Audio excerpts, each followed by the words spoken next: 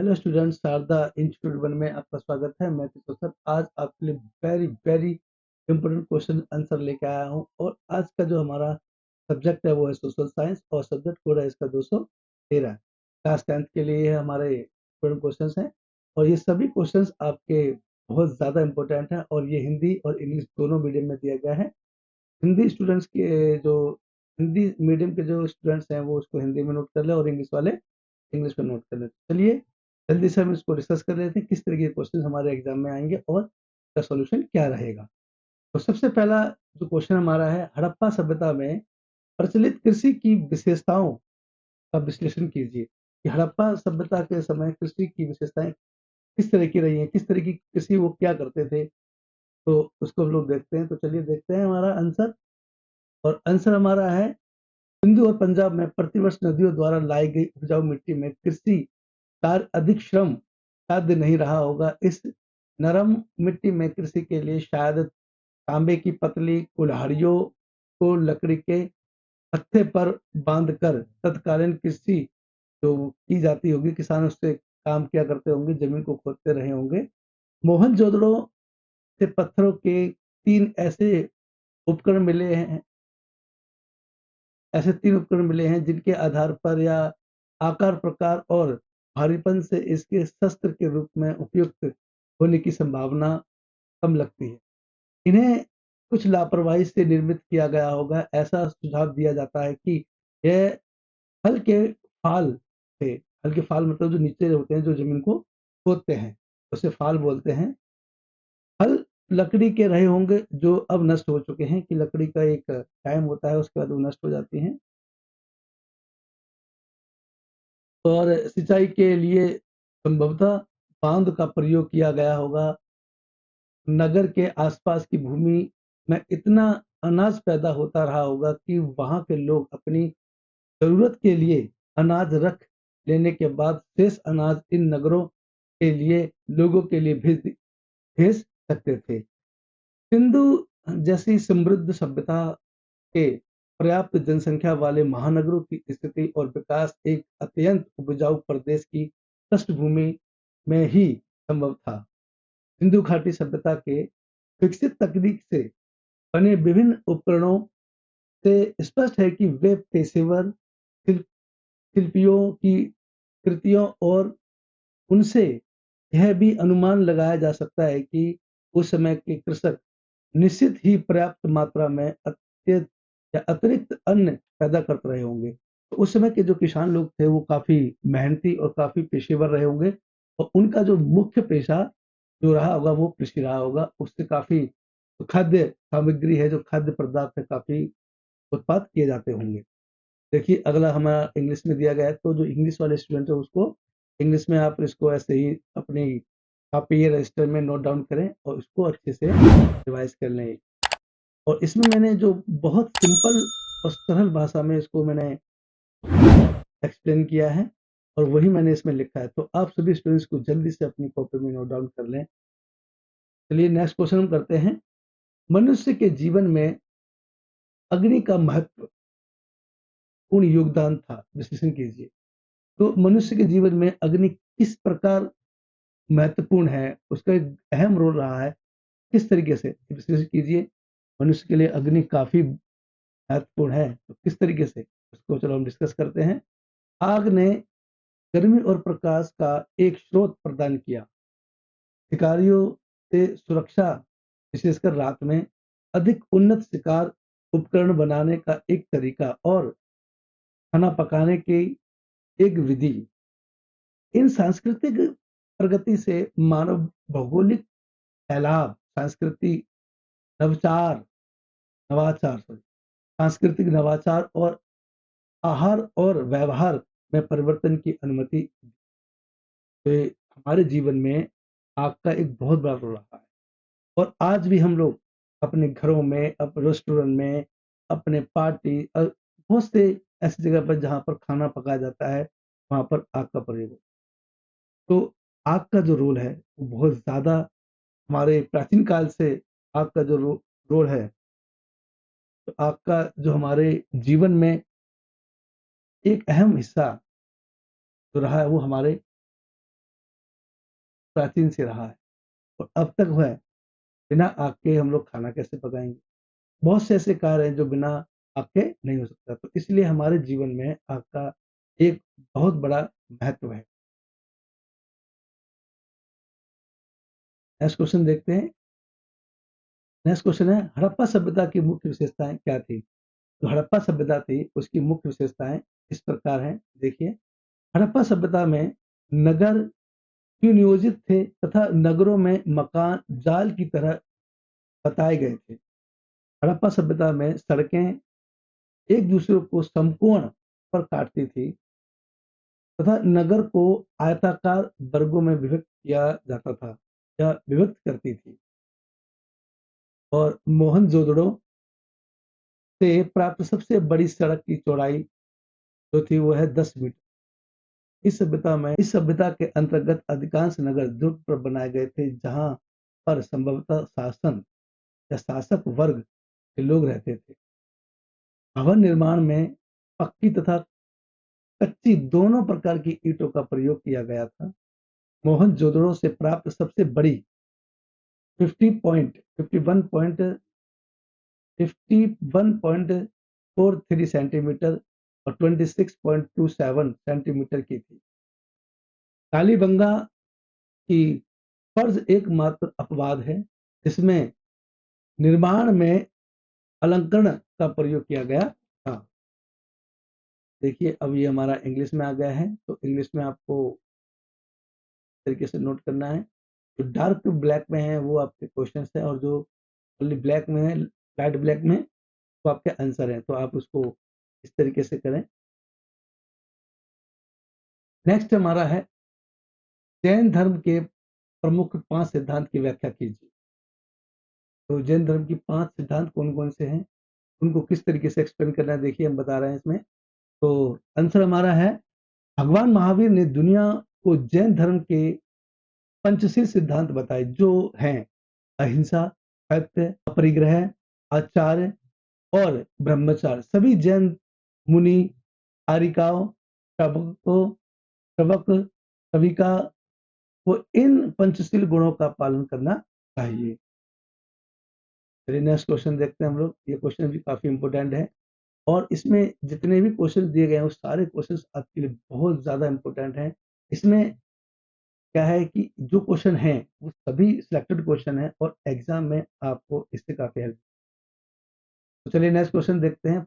इस्लाम की मुख्य शिक्षाओं की चर्चा कीजिए कि इस्लाम जो धर्म था उसकी मुख्य शिक्षाएं क्या थी। जो शिक्षाएं थी वो इस प्रकार है, देखिए। कालक्रम के कालक्रम में मुसलमानों ने अतिरिक्त हिंदू ने भी इस शिक्षा पद्धति के माध्यम से अरबी और फारसी भाषाएं सीखी तथा इस्लामी ज्ञान का परिचय प्राप्त किया।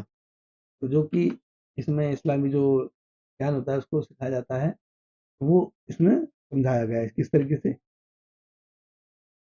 इसको एक्सप्लेन करना चाहिए, किस तरीके से हमें इसको अपनाना चाहिए। इस तरह की भाषा रही है इसमें। चलिए, और इन मूलभूत विश्वासों के अतिरिक्त इस्लाम के 5 अन्य स्तंभ रहे हैं। नंबर 1 है शहादा, सलात, ज़कात, रोजा और हज। इस तरीके के इनमें वो रहे हैं। चलिए नेक्स्ट क्वेश्चन हम डिस्कस करते हैं। जर्मनी का एकीकरण। ये हमारा क्वेश्चन है कि जर्मनी जर्मनी का एकीकरण से आप क्या समझते हैं, कब हुआ, किस तरीके का उसमें क्या सम्राट था, कौन सम्राट था, इस तरह की काफी बातें इसमें आती हैं। जर्मनी का एकीकरण से आप क्या समझते हैं, इसका क्या मतलब है, इसका क्या अर्थ है। तो जर्मनी का एकीकरण बिस्मार्क ने किया था। बिस्मार्क प्रशा के शासक विलियम प्रथम का प्रधानमंत्री था। जर्मनी का सबसे शक्तिशाली राज प्रशा था। बिस्मार्क जर्मनी का एकीकरण प्रशा के नेतृत्व में चाहता था। विलियम विलियम को जर्म संघ के सम्राट का ताज 8 फरवरी 1871 ईस्वी को पहनाया गया था। और बिस्मार्क का सबसे अधिक भय फ्रांस से था। जर्मनी में राष्ट्रीयता का संदेशवाहक नेपोलियन बोनापार्ट का माना जाता है। माना जाता था। जर्मनी के आर्थिक राष्ट्रवाद का पिता फ्रेडरिक लिस्ट को माना जाता है। जर्मनी राष्ट्रीय सभा को डायट के नाम से जाना जाता है। यह सभा फ्रैंकफर्ट से होती थी। 1815 ईस्वी में और 1850 ईस्वी के बीच जर्मन फ्रांस पर ऑस्ट्रेलिया का आधिपत्य था। चलिए नेक्स्ट क्वेश्चन हम डिस्कस करते हैं। समाज पर औद्योगिक क्रांति के प्रभाव का विश्लेषण करें। औद्योगिक क्रांति ने कृषि और हस्तशिल्प पर आधारित अर्थव्यवस्था को बड़े पैमाने के उद्योग, मशीनीकृत विनिर्माण और कारखाना प्रणाली पर आधारित अर्थव्यवस्था में बदल दिया। नई मशीनें, बिजली के नए स्रोत और काम को व्यवस्थित करने के नए तरीकों ने मौजूदा उद्योगों को अधिक उत्पादन और कुशल बना दिया। तो काफी अच्छा इसमें सुधार रहा। उसमें उद्योग क्रांति आई, किसान अब हाथों की बजाय मशीनों से काम करने लगे। तो अब ज्यादातर काम मशीनों से होने लगा। कहने का मतलब है कि उद्योग में, कारखानों में, फैक्ट्रियों में उनका आधुनिकीकरण किया गया, यानी काफी कुछ बदल दिया गया। सब चीजें मशीनें का प्रयोग होने लगा जो कि ब्रिज चलती थी। तो काफी विकास हुआ और विकास ने ही समाज में एक तेजी से प्रगतिशील बदलाव लाया। चलिए नेक्स्ट क्वेश्चन देखते हैं हम लोग। प्रथम विश्व युद्ध के परिणामों की पांच चलिए नेक्स्ट क्वेश्चन करते हैं। प्रथम विश्व युद्ध के परिणामों की जांच कीजिए। तो चलिए आंसर देखते हैं हम लोग। प्रथम विश्व युद्ध की घटना ने यूरोप की किन्हीं प्रथम विश्व युद्ध की घटना ने यूरोप की ही नहीं बल्कि संपूर्ण विश्व की आर्थिक, राजनीतिक, सामाजिक दिशा को बदल दिया। इन राजनीतिक, आर्थिक और सामाजिक परिणामों को नंबर 1 पे आता है पॉइंट जो है दिया गया है। और एक बात और मैं अपने सभी स्टूडेंट से कहना चाहूंगा कि आप जितने भी क्वेश्चंस हैं, अगर उनकी कोई भी पॉइंट्स आप लिख रहे हैं तो पॉइंट्स को आप ब्लैक पेन से लिखे उसको अंडरलाइन करें और जितना हो सके उसको हाइलाइटर से हाईलाइटेड करें। आजकल हाइलाइटर काफी आते हैं तो उनसे हाईलाइटेड भी कर सकते हैं आप। तो इससे क्या आपके पॉइंट बिल्कुल डिफरेंट और अदर दिखेंगे। तो ये चीज का विशेष ध्यान रखिए सभी स्टूडेंट्स कि उसको हाईलाइट जरूर करें। और उसके बाद जो आपको उस पॉइंट को एक्सप्लेन करना है वो आपको ब्लू पेन से। तो चलिए हम डिस्कस करते हैं। पहला जो हमारा टॉपिक है राजनीतिक परिणाम। राष्ट्र और अंतर्राष्ट्रीय राजनीति पर प्रथम विश्व युद्ध का अनेक तरीकों से प्रभाव पड़ा। राजनीतिक परिणामों ने इन परिणामों में राजतंत्रीय सरकारों का पतन, जनतंत्रीय भावना का विकास, जनतांत्रिक भावना का विकास, राष्ट्रीयता की भावना का विकास, अंतर्राष्ट्रीयता की भावना का विकास, अधिनायकवाद का उदय, अमेरिका का उत्कर्ष, जापान का उत्कर्ष, यह सभी शामिल है। तो इस तरीके से उसमें काफी बदलाव हुए, चेंजिंग हुए और जो कि काफी उत्कृष्ट रहे हैं। तो चलिए नेक्स्ट पॉइंट को हम लोग देखते हैं। अगला पॉइंट हमारा है आर्थिक परिणाम। प्रथम विश्व युद्ध के पश्चात विश्व के सभी राष्ट्रों को महान आर्थिक क्षति का सामना करना पड़ा, जिसमें प्रत्यक्ष रूप से लगभग 10 अरब रुपए व्यय हुए था। अप्रत्यक्ष रूप से किए गए व्यय का तो अनुमान लगाना असंभव सा प्रतीत होता है। प्रथम विश्व युद्ध के बाद आर्थिक क्षति के प्रमुख कारण उत्पादन क्षमता ह्रास, वस्तुओं के मूल्य में वृद्धि, राष्ट्रीय ऋण भार, जनता पर विभिन्न करों का भार और बेरोजगारी आदि थे। ये उनके आर्थिक कारण रहे हैं। अगर नेक्स्ट आता है हमारा सामाजिक कारण। तो सामाजिक परिणाम देख लीजिए। प्रथम विश्व युद्ध के पश्चात कई सामाजिक परिणाम भी प्रत्यक्ष और अप्रत्यक्ष रूप से सामने आए। जैसे जनहानि जनहानि, महिलाओं के सामाजिक स्तर में सुधार, जातीय कटुता की भावना में कमी, श्रमिकों में जागृति, शिक्षा के प्रति या प्रगति और विकास आदि। इस तरीके के काफी सुधार हुए। सामाजिक परिणाम जो थे काफी चेंजिंग हुआ प्रथम विश्व युद्ध के बाद। लोग जागरूक हुए, देखिए सारे हमारे इंग्लिश के क्वेश्चन आंसर दिए गए हैं, तो आप इंग्लिश के स्टूडेंट तो आप इंग्लिश वाले ही करें, हिंदी वाले तो हिंदी के करें। तो चलिए नेक्स्ट क्वेश्चन हम डिस्कस करते हैं। नेक्स्ट क्वेश्चन हमारा है, द्वितीय विश्व युद्ध के परिणामों की व्याख्या कीजिए। अभी इससे पहले हमने प्रथम विश्व युद्ध के प्रथम विश्व युद्ध के परिणामों की व्याख्या कीजिए। अब हम लोग सेकेंड वर्ल्ड वॉर के हम लोग एक्सप्लेन करते हैं कि किस तरीके से उसके परिणाम रहे। तो उत्तर देखिए, द्वितीय विश्व युद्ध के निम्नलिखित परिणाम है। नंबर 1 है जन धन की भीषण हानि। पहले विश्व युद्ध की तुलना में दूसरे विश्व युद्ध में जन और धन की बहुत अधिक क्षति हुई। इस युद्ध में अनुमानतन दोनों पक्ष में 7 करोड़ से अधिक लोग मारे गए और लाखों की संख्या में लोग बेघर हो गए, जिससे इससे पुनर्वास की बड़ी समस्या खड़ी हो गई।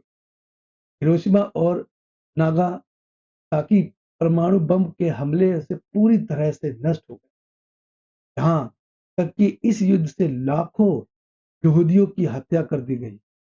लाखों की गिनती ही नहीं की जा सकती थी। इस प्रकार इतना विनाशकारी युद्ध पहले कभी नहीं हुआ और आशा है कि आगे होना भी नहीं चाहिए। अगर ऐसा हुआ तो पृथ्वी पर बहुत बड़ा संकट सामने आ जाएगा, जो कि संभलना नहीं जा सकता, जिसे संभाला नहीं जा सकता। और नेक्स्ट क्वेश्चन देखते हैं हम लोग का पॉइंट है हमारा, सॉरी नेक्स्ट नहीं, नेक्स्ट पॉइंट देखते हैं हम लोग, अमेरिका और सोवियत संघ की शक्ति में वृद्धि। सारे विश्व युद्ध के बाद फ्रांस, जर्मनी, इंग्लैंड और इटली के स्थान पर सोवियत संघ और अमेरिका का प्रभाव विश्व की राजनीति पर बहुत बढ़ता चला गया। इन्हीं दोनों देशों ने या इन दोनों देशों के इर्द गिर्द युद्धोत्तर राजनीतिक घूमने लगी। और इसका नेक्स्ट पॉइंट है हमारा, साम्यवाद का तेजी से प्रसार। दूसरे विश्व युद्ध के बाद सोवियत संघ की अगुवाई में साम्यवाद बहुत ही तीव्र गति से फैलता चला गया।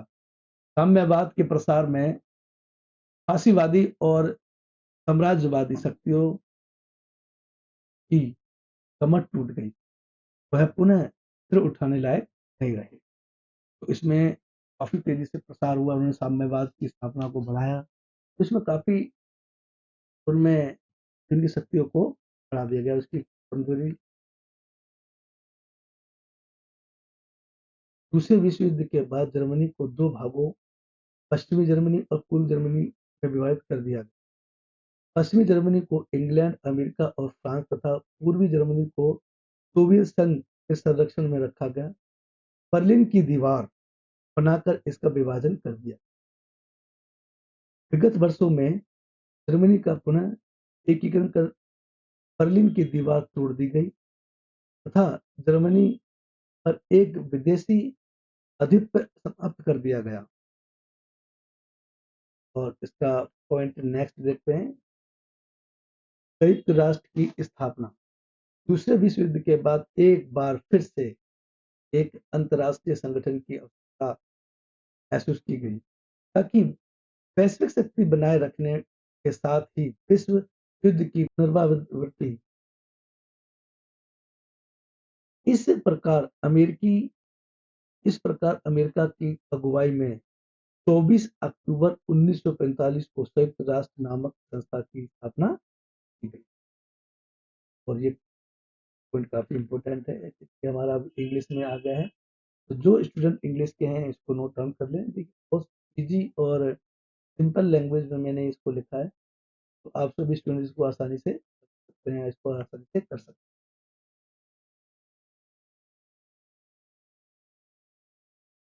ये देखिए अब हमारा नेक्स्ट क्वेश्चन आ गया, उसको हम डिस्कस करते हैं। तो ये क्वेश्चन हमारा है, देखिए, फासीवाद और नाजीवाद की वृद्धि के कारण की व्याख्या कीजिए। किस प्रकार इनमें वृद्धि हुई, फासीवाद और नाजीवाद। चलिए हम इसको डिस्कस करते हैं। फासीवाद और नाजीवाद की वृद्धि निम्नलिखित कारणों से हुई, जो इस प्रकार है। का पॉइंट देखिए, पॉइंट दिए गए हैं और मैंने आपको पहले ही बता दिया कि मेरे सभी स्टूडेंट्स, इसको जितने भी आपके पॉइंट दिए गए हैं, उन पॉइंट को आपको अंडरलाइन करना है। और ब्लैक पेन से लिखना है, और हो सके तो आप इसको हाईलाइट भी कर सकते हैं। देखिए आपके पॉइंट्स अलग से दिख जाए, तो इस बात का विशेष ध्यान रखें। सभी बच्चे और जो स्टूडेंट्स हैं इसको हाईलाइट करें, और फिर हाईलाइटर से हाईलाइट कर दें और ब्लैक पेन से इसको अंडरलाइन कर दें। तो चलिए हम इसका पहला पॉइंट डिस्कस करते हैं। प्रथम विश्व युद्ध के बाद इटली और जर्मनी सहित कई यूरोपीय देशों में कमजोर, स्थिर और अनिश्चित संगठन सरकारों के उदय ने सरकार के संघीय स्वरूप की विश्वसनीयता विश्वसनीयता को गिरा दिया। विश्वसनीयता को गिराने के बाद उसका काफी, तो इस चीज का काफी ह्रास हुआ। और इसका नेक्स्ट पॉइंट है हमारा आर्थिक अस्थिरता। आर्थिक स्थिरता।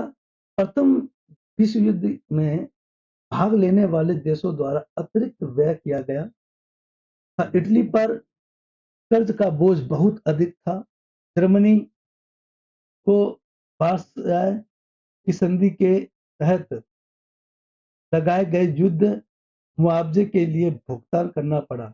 इसके अलावा महामंदी ने गंभीर आर्थिक स्थिरता पैदा की, जिसने यूरोप में फांसीवादी और नाजीवादी के विकास को योगदान किया। साम्राज्यवाद का उदय, ये अगला नेक्स्ट पॉइंट हमारा। यूरोपीय देशों में राजनीतिक स्थिरता, साम्यवादी हिंसा और हड़तालें ने रूस की भांति साम्यवादी क्रांति और अधिग्रहण के भय में अत्यधिक वृद्धि कर दी।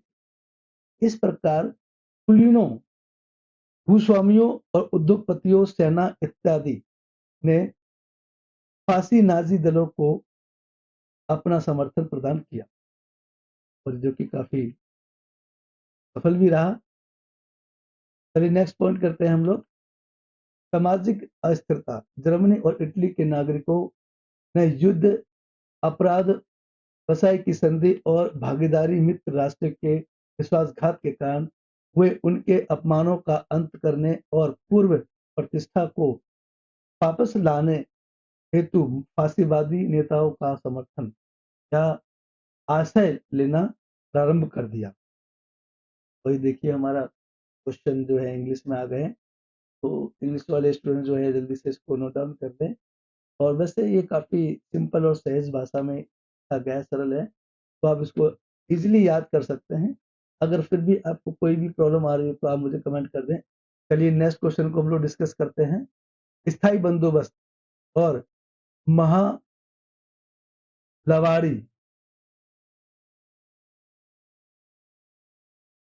नेक्स्ट क्वेश्चन हमारा है स्थायी बंदोबस्त और महालवाड़ी बंदोबस्त में अंतर बताइए कि क्या अंतर है इन दोनों में। तो देखिए, महलवाड़ी व्यवस्था, होल्ट मैकेंजी ने इसे तैयार किया था, और होल्ट मैकेंजी ने इसे तैयार किया था और यह 1822 में लागू हुआ था।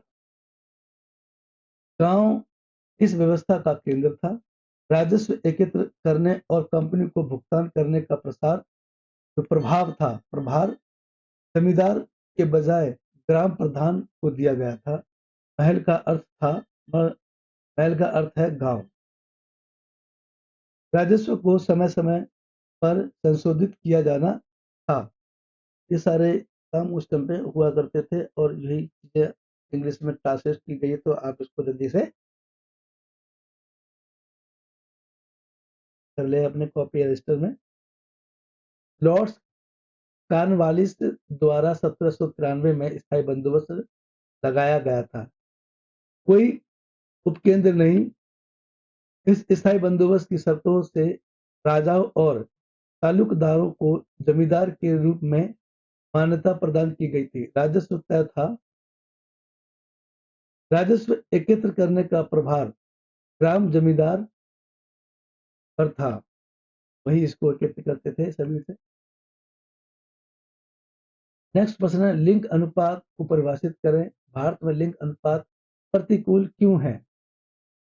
उत्तर है, प्रति 1000 पुरुष पर महिला की संख्या की लिंग अनुपात कहते हैं।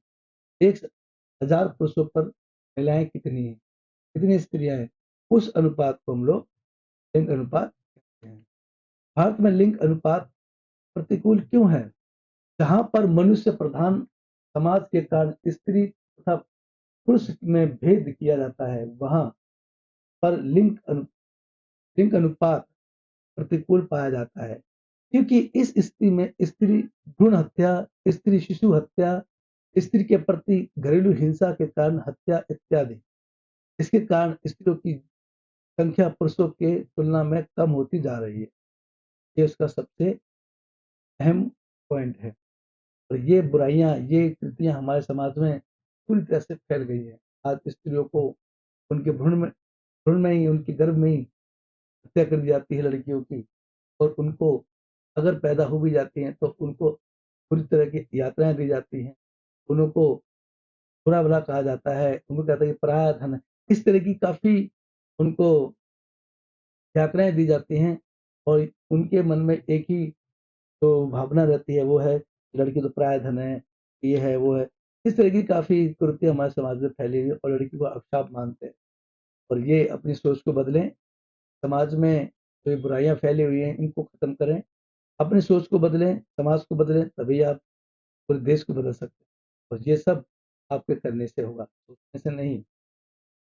तो चलिए हम नेक्स्ट क्वेश्चन करते हैं। नेक्स्ट क्वेश्चन हमारा, भारतीय संविधान के लोगों के लिए मौलिक कर्तव्यों का उल्लेख कीजिए। हमारे समाज के विकास के संदर्भ में कर्तव्यों के महत्व को सूचीबद्ध कीजिए।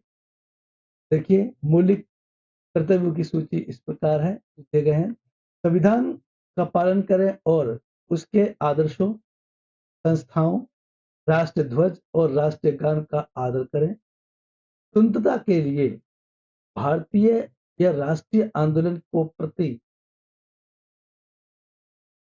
नेक्स्ट पॉइंट देख लिए, स्वतंत्रता के लिए राष्ट्रीय आंदोलन को प्रेरित करने वाले उच्च आदर्शों को हृदय में सजाए रखें और उनका पालन करें।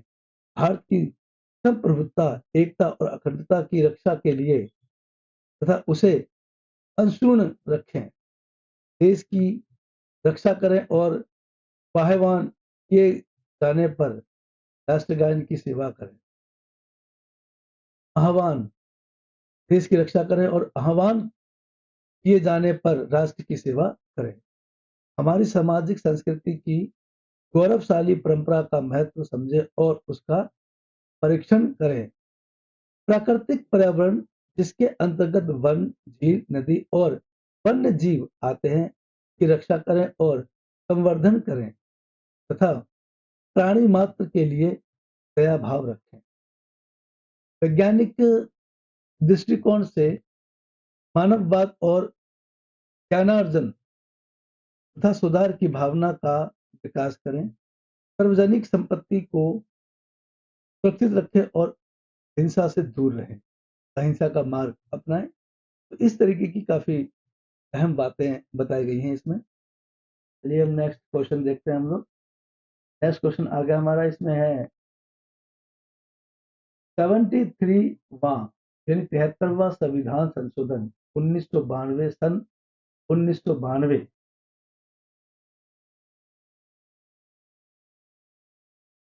पर एक टिप्पणी लिखें। इस अधिनियम की मुख्य विशेषताएं इस प्रकार हैं या निम्न।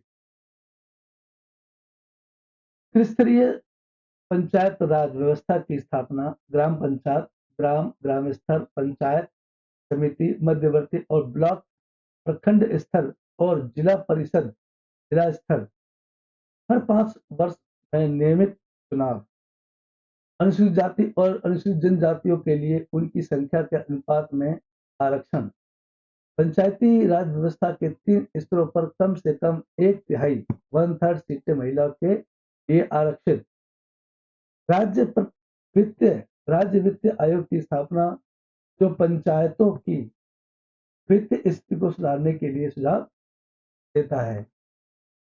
राज्य चुनाव आयोग की स्थापना, जो पंचायती राज संस्थाओं के चुनाव कराता है। जिले के विकास हेतु योजना बनाने के लिए जिला नियोजन समिति की स्थापना करता है। इस तरीके से काफी अहम बातें बताई गई हैं इसमें। और ये हमारा इंग्लिश से क्वेश्चन है, तो आप सभी स्टूडेंट इसको जल्दी से अपनी कॉपी, रजिस्टर या जो भी नोट्स बना रहे हैं उनमें नोट डाउन कर लें और रिवीजन कर लें, क्योंकि आपके पेपर जल्द ही स्टार्ट होने वाले हैं। आप सभी का हॉल टिकट आ गया है। अगर किसी स्टूडेंट ने हॉल टिकट नहीं निकाला है तो जल्दी से जाकर अपने साइबर कैफे जाकर वहाँ से अपना हॉल टिकट निकाल लें। उससे कंफर्म हो जाएगा कि आपका सेंटर कहाँ पर है, टाइमिंग क्या है एग्जाम की। तो इस बात का विशेष ध्यान रखें। जल्दी करिए, देर न करिए, फटाफट से अपने आई कार्ड लेके साइबर कैफे पे जाइए और अपने अपने एग्जाम की हॉल टिकट को प्राप्त कर लें और पता करें कि कौन सा एग्जाम हमारा कब है। चलिए नेक्स्ट क्वेश्चन को हम लोग डिस्कस करते हैं। नेक्स्ट क्वेश्चन हमारा आ गया है, ये आ गया हमारा नेक्स्ट क्वेश्चन। तो क्वेश्चन ये है, ग्राम पंचायत के कार्य बताइए कि ग्राम पंचायत के क्या क्या कार्य होते हैं। तो ये देखिए, ग्राम पंचायत के निम्नलिखित कार्य किस प्रकार हैं। सुरक्षित पेयजल की व्यवस्था करना, नालियों का निर्माण करना, ना नालियों सॉरी ग्राम पंचायत के निम्नलिखित कार्य हैं। नंबर 1 पर सुरक्षित पेयजल की व्यवस्था करना, गलियों का निर्माण करना, नालियों की व्यवस्था करना, गांव की सफाई, सड़कों की लाइट की देखरेख करना, स्वास्थ्य केंद्र की व्यवस्था आदि, पशुधन विकास संबंधी कार्य। ये सारे कार्य एक ग्राम पंचायत के उसमें आते हैं। उनको यही कार्य करना है, इसी पर कार्य करना है। और ये सभी को आप अच्छे से रिवाइज कर लें, नोट कर लें, ताकि भूलें नहीं। और उसको बार बार रिवाइज करते रहे, जैसा टाइम मिले उसको रिवाइज करें। जिला पर जो सॉरी नेक्स्ट क्वेश्चन देखते चलिए। जिला परिषद के कार्य बताइए कि जिला परिषद के क्या कार्य होते हैं। तो चलिए उत्तर को हम डिस्कस करते हैं। जिला परिषद के निम्नलिखित कार्य होते हैं। ग्रामीण आबादी के लिए आवश्यक सेवाएं और सुविधाएं प्रदान करना, जिले के विकास कार्यक्रमों के लिए योजना बनाना तथा उन्हें लागू करना। नंबर 2 पॉइंट है, किसानों को उन्नत बीजों की आपूर्ति, उन्हें खेती की नई तकनीकों के बारे में जानकारी उपलब्ध कराना, लघु सिंचाई परियोजना तथा अंत स्वर्ण पोखरों का निर्माण करना तथा चराई और चराई भूमि का रखरखाव रखना या करना इत्यादि इसमें शामिल होते हैं। नेक्स्ट पॉइंट हमारा थर्ड, गांव में विद्यालय खोलना तथा उन्हें चलाना, प्रौढ़ साक्षरता हेतु कार्यक्रम का क्रियान्वयन करना तथा पुस्तकालय की स्थापना करना, गांव में प्राथमिक स्वास्थ्य केंद्र और अस्पतालों की स्थापना करना, छोटी बस्तियों के चल अस्पतालों का प्रबंधन करना, महामारियों के लिए टीकाकरण शुरू करना तथा अधिनियम अभियानों परिवार कल्याण अभियानों को चलाना। और नंबर 5 पे आता है हमारा अनुसूचित जाति और अनुसूचित जनजाति के विकास योजना को क्रियान्वित करना, आदिवासी बच्चों के लिए आश्रम खोलना तथा अनुसूचित जाति के लिए मुक्त हॉस्टल की स्थापना करना। नंबर 6 पे आता है कुटीर उद्योग, हस्तशिल्प, कृषि उत्पादकों प्रसंस्करण, मिलों, डेयरी फार्म आदि जैसे लघु उद्योगों को बढ़ावा देना या देने के लिए उद्यमियों को प्रोत्साहित करना तथा ग्रामीण रोजगार योजनाओं को लागू करना तथा सड़कों और स्कूलों का निर्माण करना तथा सार्वजनिक संपत्ति की देखरेख करना। इस तरीके के काफी पॉइंट इसमें दिए गए हैं। और हमारे इंग्लिश वाले भी शुरू हो गए हैं। तो ये सारे क्वेश्चंस हमारे इंग्लिश में है, देखिए। तो जो स्टूडेंट्स इंग्लिश के हैं वो उसको अच्छे से नोट डाउन कर लें। ये देखिए काफी इंपोर्टेंट क्वेश्चंस हैं और ये सभी क्वेश्चंस आपके एग्जाम में काफी हेल्प करेंगे। तो मैं बार बार आपसे कह रहा हूँ कि आपकी जो राइटिंग है वो नीट एंड क्लीन हो, साफ हो और अच्छा अच्छा लिखें, खुला खुला लिखें। अगर आपसे कोई क्वेश्चन गलत हो जाता है तो उसको एक बार ड्रॉ लाइन कर दें, बार बार उस पर पेन को ड्रॉ ना करें, जिससे कि काफी भद्दा दिखता है। रेस्तरां और होटल आदि के निर्माण के नियम बनाना, अतिक्रमण हटाना और खतरनाक भवनों का तोड़फोड़ कर हटाना। इस तरीके के ये सारे कार्य नगर निगम के द्वारा ही किए जाते हैं। और इसका पांचवा है जो विविध कार्य, इसी के नेक्स्ट जो पांचवा पॉइंट हमारा वो है विविध कार्य। जन्म और मृत्यु का रिकॉर्ड रखना, शमशान भूमि, कब्रिस्तान, रैन बसेरा के लिए प्रावधान तथा रख रखाव, स्कूटर और टैक्सी स्टैंड तथा सार्वजनिक सुविधाओं की व्यवस्था करना, ये सारे कार्य नगर निगम के द्वारा ही किए जाते हैं। और ये देखिए इंग्लिश में भी बताया गया, इस तरीके से आप इसको इंग्लिश में भी कर सकते हैं। सारे क्वेश्चन काफ़ी इम्पोर्टेंट है, ये बार-बार रिपीट हुए हैं, तो इनसे हमें काफ़ी हेल्प मिलने वाली है एग्ज़ाम में। आप सभी स्टूडेंट्स इनको अच्छे से रिवाइज़ कर लें, ताकि इससे आप एग्ज़ाम में पूरे क्वेश्चन को अटेंड कर सकें। इस तरीके के इस टाइप के क्वेश्चन आपसे पूछे जाएँगे। मेयर नगर निगम के प्रमुख के रूप में चुना जाता है। इसके निम्नलिखित प्रमुख कार्य क्या हैं बताइए? निगम की बैठकों की अध्यक्षता करना तथा बैठकों में विशिष्टता और अनुशासन बनाए रखना। नेक्स्ट पॉइंट है हमारा, पार्षद तथा राज्य सरकार के बीच में एक कड़ी के रूप में कार्य करना। शहर में आए विदेशी गणमान्य व्यक्तियों की अगुवाई करना। ये सारे कार्य हमारे मेयर के होते हैं। नेक्स्ट क्वेश्चन हमारा, राष्ट्रपति निर्वाचन होने के लिए अर्हताएं क्या क्या होती हैं, क्या क्या होनी चाहिए? देखिए, राष्ट्रपति पद के निर्वाचन हेतु एक व्यक्ति के निम्नलिखित योग्यताएं होनी चाहिए। तो क्वेश्चन हमारा क्या है? क्वेश्चन ये है कि राष्ट्रपति चुनाव होने के लिए क्या क्या योग्यताएं होनी चाहिए? राष्ट्रपति पद के निर्वाचन हेतु एक व्यक्ति में निम्नलिखित योग्यताएं होनी चाहिए। तो इस प्रकार है, देखिए, वह भारत का नागरिक होना चाहिए, वह 35 वर्ष की आयु पूरी कर चुका हो, वह लोकसभा का सदस्य निर्वाचन होने के लिए आवश्यक योग्यता रखता हो, और वह भारत सरकार, किसी राज्य सरकार तथा किसी स्थानीय प्राधिकरण अथवा वह भारत सरकार, किसी राज्य सरकार तथा किसी स्थानीय प्राधिकरण अथवा किसी सरकारी प्राधिकरण में किसी लाभकारी पद पर आसीन नहीं होना चाहिए।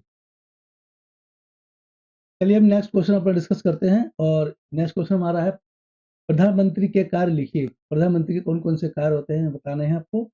तो प्रधानमंत्री के कार्य निम्नलिखित हैं। देखिए किस प्रकार से प्रधानमंत्री के क्या क्या कार्य होते हैं। नंबर 1 पर प्रधानमंत्री मंत्रिमंडल की बैठकों की अध्यक्षता करता है। मंत्री परिषद में अन्य मंत्रियों को नियुक्त हेतु प्रधानमंत्री राष्ट्रपति को सलाह देता है। नंबर 3 पे है, मंत्रियों के विभागों का बंटवारा प्रधानमंत्री करता है। आवश्यकता अनुसार वह मंत्रियों के विभागों में परिवर्तन कर सकता है। नंबर 4 पे है, प्रधानमंत्री मंत्री परिषद के किसी भी मंत्री से त्यागपत्र की मांग कर सकता है। मंत्री द्वारा त्यागपत्र न देने की अवस्था में वह राष्ट्रपति से संबंधित मंत्री को बर्खास्त करने को कह सकता है। नंबर 5 पे है, वह राष्ट्रपति का प्रधान सलाहकार होता है। और नंबर 6 पे है, विदेशों में भारत के राजदूत, राज्य के राज्यपाल, तीनों सेनाओं के सेनापति, विभिन्न आयोगों के अध्यक्ष एवं सदस्यों आदि की नियुक्ति प्रधानमंत्री की अनुशंसा द्वारा ही की जाती है। ये क्वेश्चन काफी इंपॉर्टेंट था, और ये क्वेश्चन भी कई बार एग्जाम में रिपीट हुआ है, और इसी का हमने इंग्लिश में दे रखा है, तो इसको इंग्लिश में भी आपको ऐसे करना है।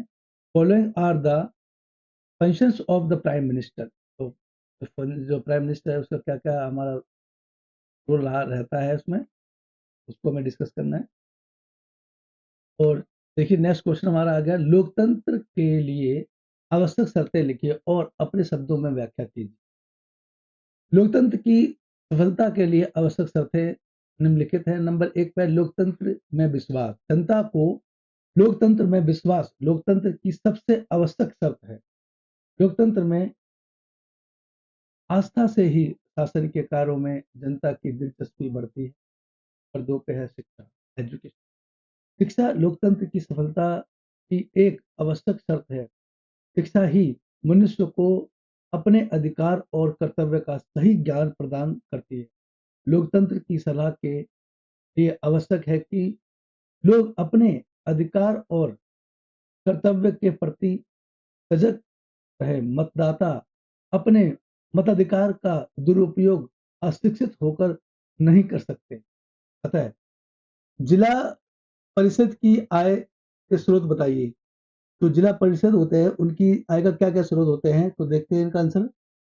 इस यह इस धन की व्यवस्था अपने आय के स्रोतों से करती है, जो निम्नलिखित है। नंबर 1 है, जिला परिषद द्वारा लगाए गए करों लाइसेंस फीस तथा बाजार शुल्क आदि से अपनी आय करते हैं। और नंबर 2 पे है उगाए गए भू स्वराज से जिला परिषद का हिस्सा। थर्ड पर है जिला परिषद की विभिन्न संपत्तियों से प्राप्त आय। और फोर्थ नंबर पे है राज्य और केंद्र सरकार से प्राप्त अनुदान। और नंबर 5 पे देखिए हमारा है विकासात्मक नंबर 5 पे देखते हैं हम लोग विकासात्मक गतिविधियों के लिए राज्य द्वारा आवंटित की गई धनराशि। तो ये उनके मुख्य तत्व थे और ये इंग्लिश में हमारा दे रखा है। चलो इंग्लिश वाला भी आप कर लीजिए। और नेक्स्ट क्वेश्चन हम लोग करते हैं। हमारा नेक्स्ट क्वेश्चन है 74वां संविधान संशोधन 1992 में हुआ, इसकी व्याख्या कीजिए, कुछ बिंदु बताइए। तो इसकी कुछ बिंदुएं निम्नलिखित है या महत्वपूर्ण। देखिए कुछ महत्वपूर्ण बिंदु निम्नलिखित हैं जो इस प्रकार हैं। भारत के प्रत्येक राज्य में शहरी स्थानीय निकायों का गठन नगर निगम, नगर परिषद तथा नगर पंचायत नागरिक मामलों में जमीनी स्तर पर लोगों की भागीदारी सुनिश्चित करने के लिए नगर पालिका, प्रादेशिक क्षेत्रों में वार्ड समिति का गठन, राज्य निर्वाचन आयोग द्वारा नियमित और निष्पक्ष चुनाव, अधिक से अधिक 6 माह के लिए नगरपालिका सरकारों के अतिक्रमण का प्रावधान, आरक्षण के माध्यम से समाज के कमजोर वर्ग अर्थात अनुसूचित जाति, अनुसूचित जनजाति, जनजाति पिछड़ा वर्ग एवं महिलाओं के लिए नगर पालिकाओं या नगर पालिका सरकारों के उचित प्रतिबंधित राज्य विधान पालिका या विधायिका राज्य विधाय राज्य विधायिका द्वारा कानून बनाना, नगर पालिकाओं और वार्ड समिति को शक्ति, वित्त शक्ति सहित और कार्यात्मक उत्तरदायित्व सौंपे गए। ये क्वेश्चन काफी इंपोर्टेंट था और ये क्वेश्चन भी एग्जाम में कई बार रिपीट हुआ है।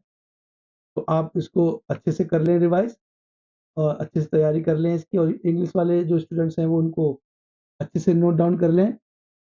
और ये एग्जाम में इस तरह के क्वेश्चन पूछे जाते हैं तो काफ़ी सिलेक्टेड क्वेश्चंस होते हैं और काफ़ी इंपोर्टेंट भी होते हैं सारे क्वेश्चन। तो आप इसको अच्छे से कर लें। चलिए नेक्स्ट क्वेश्चन करते हैं हम लोग। नेक्स्ट क्वेश्चन हमारा है नगर निगम के कार्य बताइए। तो नगर निगम के जो कार्य होते हैं वो क्या कार्य होते हैं वो हमें डिस्कस करना है। तो नगर निगम के मुख्य कार्य निम्नलिखित हैं। नंबर 1 स्वास्थ्य और स्वच्छता, शहर की सफाई, कूड़ा करकट का निपटान, अस्पतालों और औषधालय, जो औषधियाँ मिलती हैं वहां पर औषधालय होता है, का रख रखाव, टीकाकरण को बढ़ावा देना और संचालन, मिलावटी वस्तुओं की जांच आदि कार्यों का उत्तरदायित्व। ये स्वास्थ्य और स्वच्छता का नियम है ये।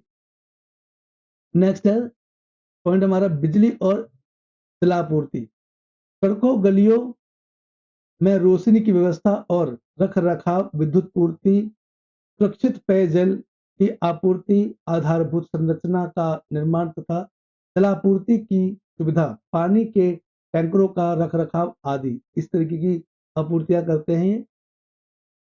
नंबर 3 पे है शिक्षा, प्राथमिक विद्यालयों की स्थापना, मध्याह्न भोजन का प्रबंध और बच्चों के लिए अन्य सुविधाएं आदि, ये सभी कार्य हमारे नगर निगम के हैं। और इसी का नेक्स्ट पॉइंट देखते हैं हम लोग। शिक्षा तो हो गया हमारा। सार्वजनिक देखते हैं, सार्वजनिक कार्य क्या क्या होते हैं इनके। सड़कों का निर्माण कार्य, रख रखाव और नामकरण, घरों, बाजारों। अतः मिल का यह कथन सही है, मतदान को सार्वजनिक बनाने हेतु शिक्षा का द्वार सभी व्यक्तियों के लिए खुला रहना चाहिए। नंबर 3 पर है आर्थिक समानता। आर्थिक समानता के अभाव में लोकतंत्र की सफलता संदिग्ध हो जाती है। अतः आर्थिक समानता स्थापित करें, लोकतंत्र को सफल बनाया जा सकता है। इसके अभाव में लोग अपने मताधिकार का सही प्रयोग नहीं कर सकते। अतः यह कथन सही है कि आर्थिक समानता के अभाव में राजनीतिक स्वतंत्रता का अर्थ है। 4 पे है स्थानीय स्वशासन, लोकतंत्र की सफलता के लिए स्थानीय स्वशासन की संस्था की स्थापना आवश्यक है। इन संस्थाओं से ही लोगों को राजनीतिक कार्य एवं शासन कार्य में भाग लेने का अधिकार अवसर मिलता है।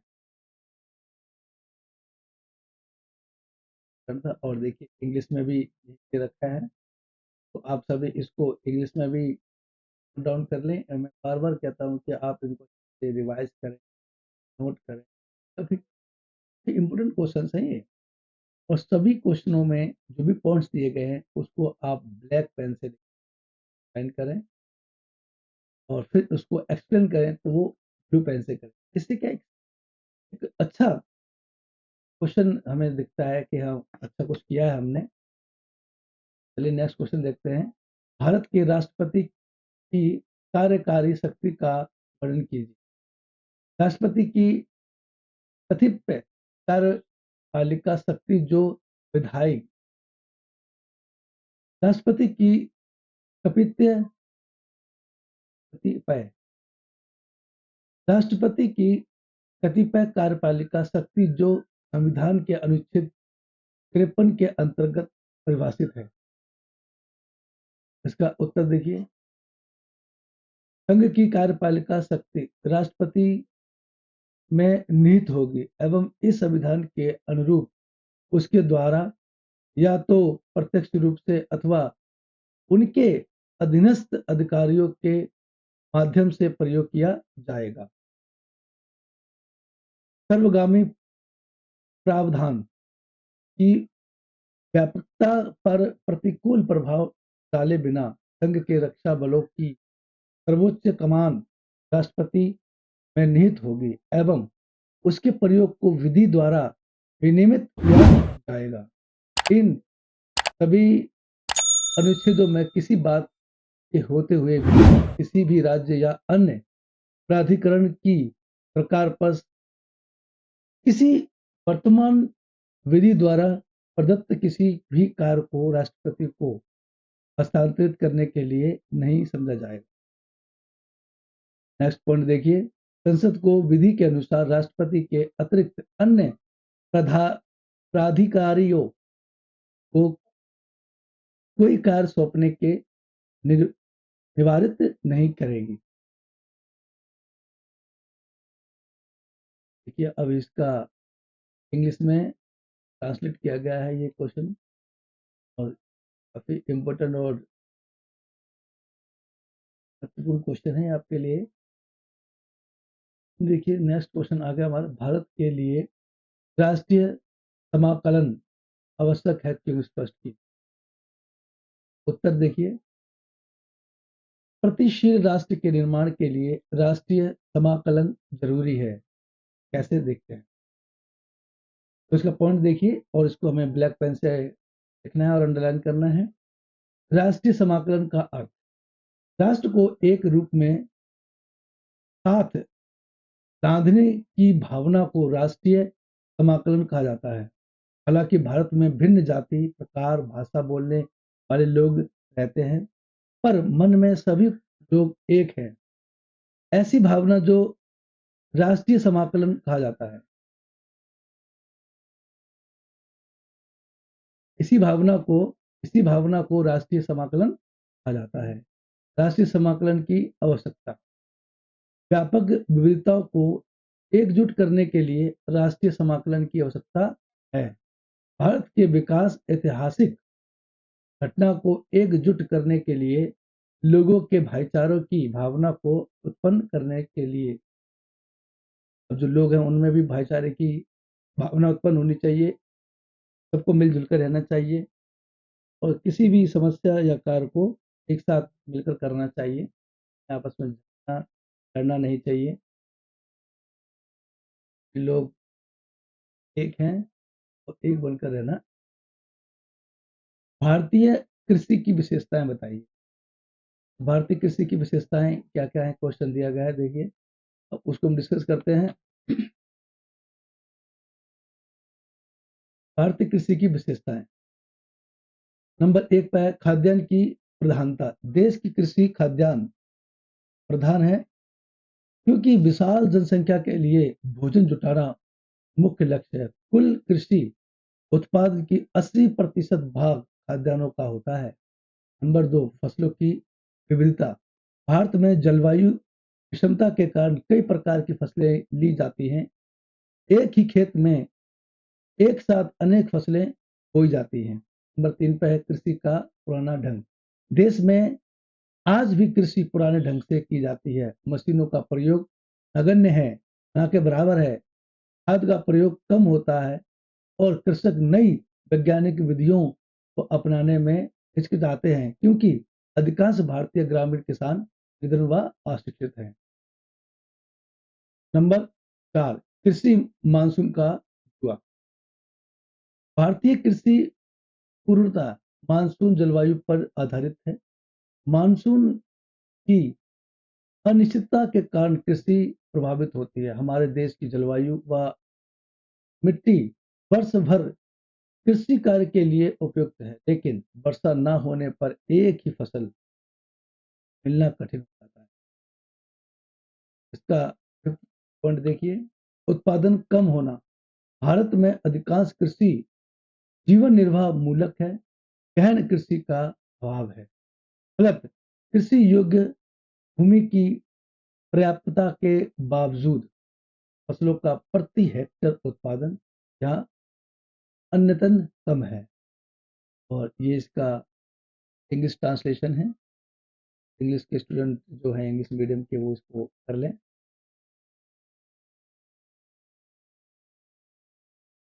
नेक्स्ट क्वेश्चन फिर आ गया है हमारा। भारत के वाणिज्य कृषि की किन्हीं 5 विशेषताओं का वर्णन। ये क्वेश्चन काफी इंपॉर्टेंट है और वाणिज्य पर किसी प्रकार का कोई भी क्वेश्चन आ जाए आपको यही क्वेश्चन करना है। तो देखिए किस तरीके से करते हैं उसको। व्यावसायिक खेती की मुख्य विशेषता उच्च उत्पादकता प्राप्त करने के लिए उच्च मात्रा में बीज, रासायनिक खाद्य, कीटनाशक और कीटनाशक की उच्च मात्रा की आधुनिक जानकारी का उपयोग। नंबर 2 पे देखिए, एक क्षेत्र से दूसरे क्षेत्र में कृषि किस्मों के व्यावसायीकरण की डिग्री। उदाहरण के लिए चावल पंजाब और हरियाणा की व्यावसायिक फसल है, लेकिन उड़ीसा में यह एक निर्वाह फसल है। नंबर 3, वृक्षारोपण भी एक प्रकार की व्यावसायिक खेती है, जहां एक बड़े क्षेत्र में एक ही फसल उगाई जाती है। नंबर 4, वृक्षारोपण बड़े क्षेत्र को कवर करते हैं जो प्रवासी मजदूर की मदद से पूंजी गहन खदानों का प्रयोग करते हैं या उपयोग करते हैं। नंबर 5 में भारत में चाय, कॉफी, रबर, गन्ना, केला महत्वपूर्ण रोपण फसलें होती हैं जो कि रोप कर की जाती हैं।